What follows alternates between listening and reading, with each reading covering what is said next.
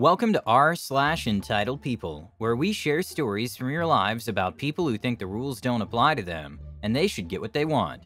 Thank you, friends, for subscribing to the channel and for so many likes. The first story.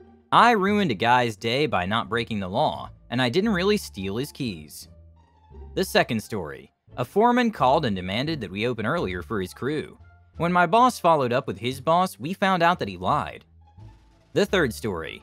Lady can't do basic math or understand the concept of an exchange of items with different prices, gets mad, and makes herself look very silly. Today's first story is the time I ruined a guy's day by asking for ID and then stole his keys. I work as a teller at a local credit union. Not exactly retail, but customer service all the same. As some background for why some members are upset with us right now, one of our branch lobbies in a not great part of town is closed for renovation. Note the lobby is closed. The drive is still up. This doesn't matter to them. It's an inconvenience, and we obviously did it just to make them upset. My branch is the closest to this closed branch. We get all the lovely members from them. Let's call it U Street Branch. All of these members are old, retired, and set in their ways. Since they're retired, they have nothing better to do than go to the bank and become well-known regulars. Well, since this is a different branch, they're not regulars to us. This is where Key Guy, KG, comes in. Key Guy wants to deposit some checks into his commercial account for his business. No big deal. We do this 1,000 times a day. I grab his receipt and he asks for a balance. Now, the commercial receipts don't have balances on them because not all business owners deposit their own money. They'd have an accountant do deposits, for example. If someone requests a balance, we can write it on the receipt, but we have to see a photo ID or verify information because security laws require that we can only give balances to account owners. Duh. Anyways, I ask him for his ID, and he immediately goes off. KG, it's in the van. I never had to show my ID at U Street. Fine, I'll go get it then. And walks out in a huff. Now all I did was ask for his ID. I didn't say anything else. I couldn't tell him that I can just verify his information or anything before he ran off. After about a minute, he runs back in with a big binder and starts flipping through pages in this binder that's similar to one you use to keep baseball cards, except his is filled with credit cards, debit cards, business cards, royalty rewards cards, etc. So he's flipping through all these pages to find his driver's license. Flip, flip, flip, flip, flip. KG, here. God, I've never had this much trouble before. This is such a hassle.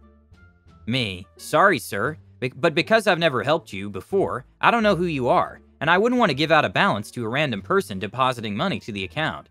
KG, I don't care. I just want my balance. KG, okay, here you go. Have a nice day. KG, it's a little late for that. Now, I'm just a little 19-year-old girl, and I think I just ruined this man's day by following the law and asking for a photo ID. I try to shake it off and help the next member. While I'm talking to her and we're having a pleasant conversation, KG runs back in and starts yelling that I stole his keys. What?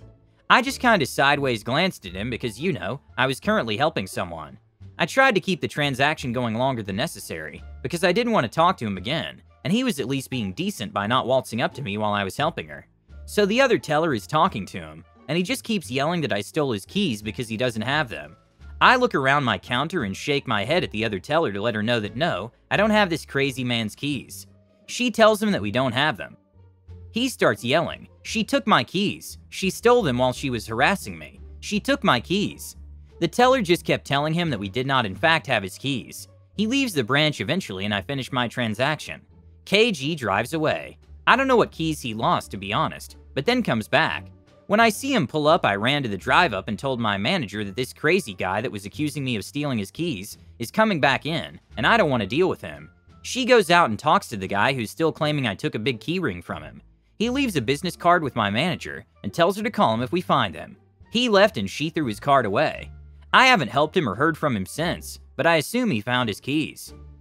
How were the cops not called on this guy? The cops were called on me once at the bank only because I got there 5 minutes before they opened and just sat in my car, double-checking their opening time. They probably thought I was a thief and wanted to steal from the bank, but then I must be a stupid thief waiting for the bank to open.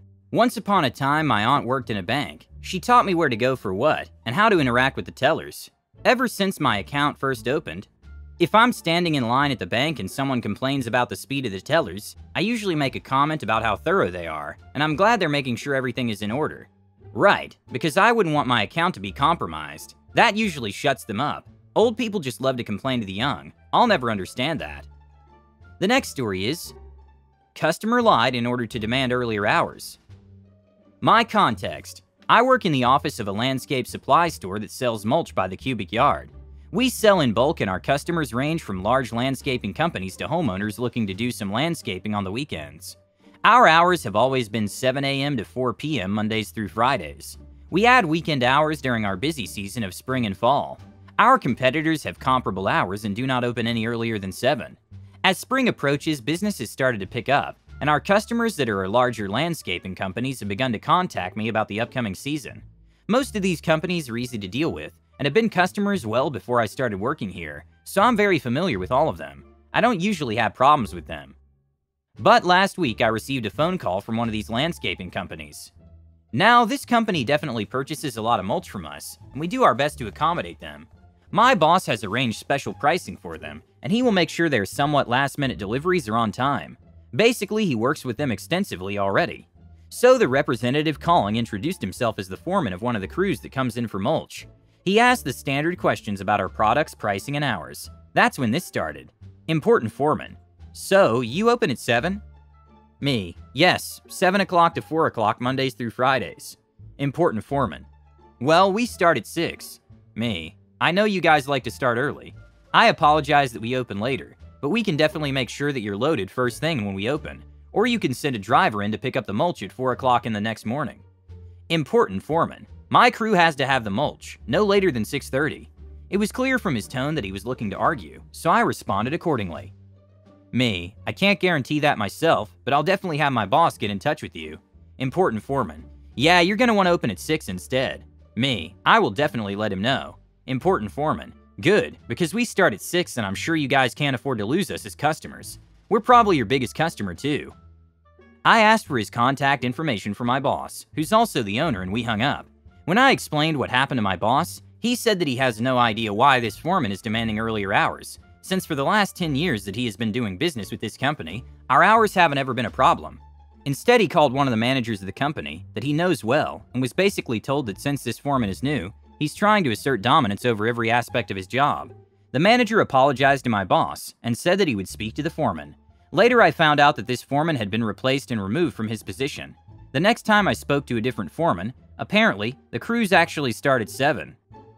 As far as I understand, the foreman was fired. The result of this is pretty darn good. Considering he was trying to assert his dominance, nothing could have caused him more mental anguish than a call from his superiors, telling him to get the F off and get his effing head in. This foreman's behavior is terrible. It poisons so many business relationships, and it's usually completely unnecessary.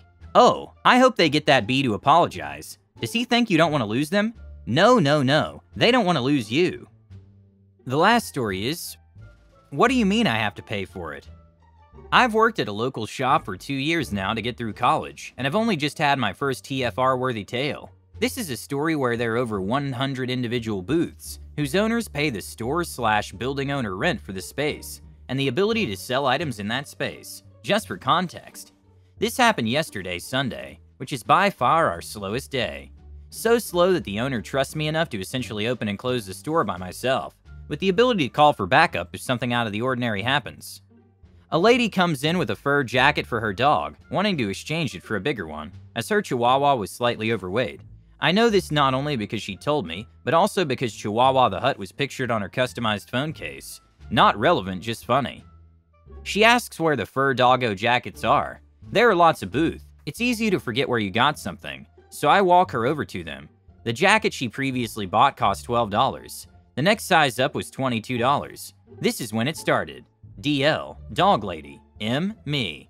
M, okay, since you've already purchased a $12 pupper jacket and you're looking to exchange it for a $22 jacket, you'll need to just pay the difference. DL, what? I hesitate slightly, wondering where my words could have been misunderstood.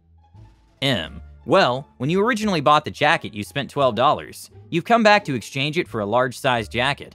The larger size jacket costs $22. Since you've already spent money in this booth, it's the booth owner's policy that if you wish to exchange for an item within the booth that costs more, you only need to pay the difference. So you'd only need to pay $10 for the new larger jacket. Does that make sense? As I progressed through this explanation, her face did not move. It was as if she was a host in Westworld that was just paused. Then suddenly, as if she was coming too. DL. Yes, of course. Do you think I'm an idiot? That comment was unnecessary, when also considering that this shop is located in a hub city on the west side of the Lone Star State, where people are usually very nice and polite. It was also a bit surprising. I say no ma'am, not at all, and walk back to the registers at the front. She wanders around for a few minutes before coming to the front with both pup jackets in hand, ready to exchange.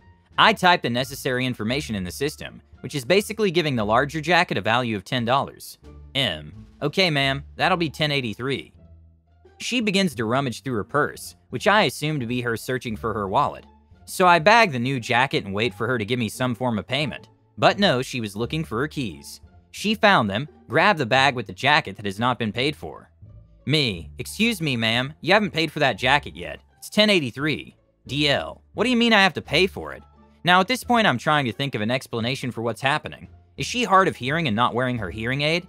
Does she have the world's smallest Bluetooth in her ear and was never paying attention to me at all? By her tone and demeanor, I can immediately tell this will be an unpleasant conversation from here on out. I mean, if you want to walk out of here with that fur jacket for your dog, you'll need to pay for it. DL, are you accusing me of shoplifting? What? No, I'm not. I'm telling you that you need to come pay for the jacket in your bag. DL, you literally just told me that I could exchange this jacket for the one I brought in. You didn't say anything about paying for it. I'm dumbfounded at this point. She had to have been intentionally trying to be this stupid. No ma'am, that is not at all what I said. I clearly explained to you twice the steps that we would need to take in order for you to get the new dog jacket. You have to pay the difference for the new dog jacket, otherwise I can't let you take it. DL, this is outrageous. I want to speak to your manager immediately. I can't believe that you would lie to a customer's face like that. I'm running the store completely by myself. I'm the acting manager. She will not like this news. At this very moment, I'm the manager of the store. The store owner is not here and has left me in charge. But I can assure you that if he were here, he would tell you the exact same thing. The way her face began to contort and turn the reddest of reds was quite the sight. She just drops the bag on the floor and stomps to what she thinks is the exit door. The way the front of the store is set up, customers often blow by the exit door and attempt to go out of the entrance. Both the entrance and exit doors are one-way foot traffic, so it's near impossible to open the entrance door from the inside. I will usually tell the customer this, as it's extremely common. Not this time. I watch as she spends a solid 10 to 15 seconds shoving and shouldering a door that's not made to be pushed open from the inside. Like I said, near impossible. She screams out, "Why won't this D door open?" I very calmly say, "You're trying to leave through the entrance. The exit is over here." She looks at me, looks at the exit door, and back at me before storming off through the correct way. I still don't understand what she expected to happen, but watching her flail at a door made the whole thing worth it. Why would she suddenly think that another jacket should cost the same as the one she bought? I think she just wanted to trick you, take the jacket and quickly leave the store. It would be cool if you told her one last thing before you go. Now I think you're an idiot. The door is probably an automatic door that has no sensors on the inside. That she tried to run out and couldn't open the door sounds ridiculous, haha. Thank you for watching. Bye.